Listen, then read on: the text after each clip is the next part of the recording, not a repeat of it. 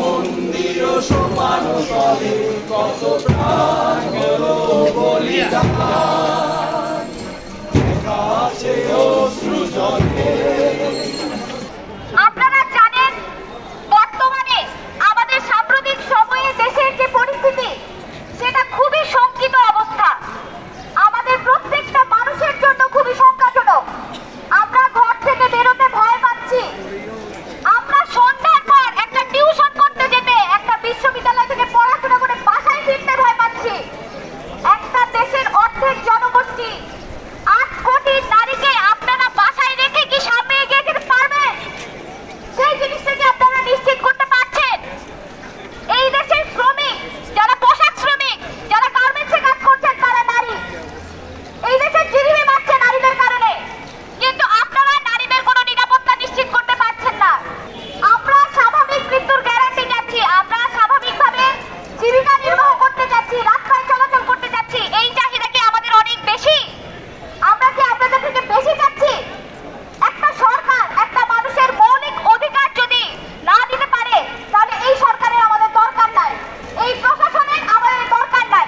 আজকে এই প্রশাসনের সামনে দাঁড়িয়ে বলতে চাই, আমরা এখনো নিপীড়নের বিরুদ্ধে জগন্নাথ বিশ্ববিদ্যালয়ের প্ল্যাটফর্ম আছি, থাকবো। এই বিশ্ববিদ্যালয়ের প্রত্যেকটি শিক্ষার্থীর নিরাপত্তা নিশ্চিত যতক্ষণ পর্যন্ত না হবে, আমরা এখানে আছি।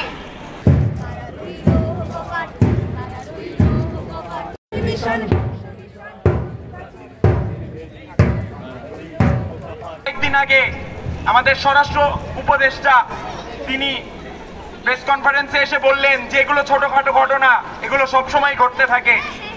বন্ধুগণ, আমরা বলতে চাই যে এই ছোটখাটো ঘটনা, তার কাছে যে সকল বিষয় ছোটখাটো ঘটনা, সে সকল বিষয়ের কারণে দেশের অনেক মানুষের প্রাণহানি ঘটছে, দেশের মানুষ নিরাপত্তার অভাবে ভুগছে, দেশের মানুষ স্বাধীনভাবে জীবনযাপন করতে পারছে না, এবং দেশের মানুষ যে স্বাভাবিকভাবে মৃত্যু, সেই স্বাভাবিকভাবে মৃত্যুর যে স্বপ্ন, সেই স্বপ্নটুকু সে দেখতে পাচ্ছে না।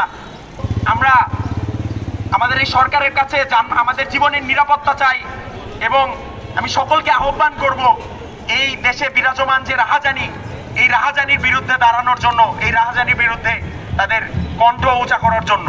কথার মতো বাঁচতে দাও, নইলে গদি ছাইরা দাও, এই দর্শকদের কালো হাত ভেঙে দাও, গুড়িয়ে দাও।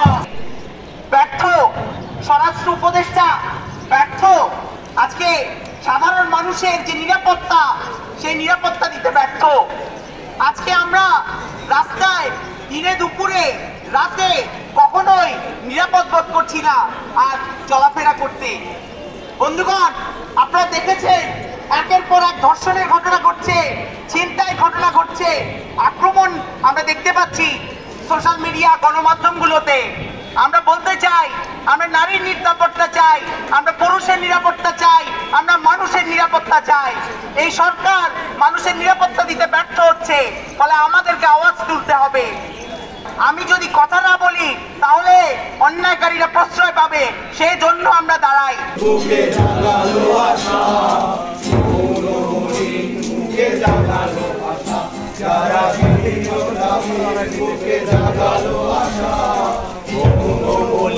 মুখে জাগালো ভাষা, আজি রক্ত কমলে গাথা।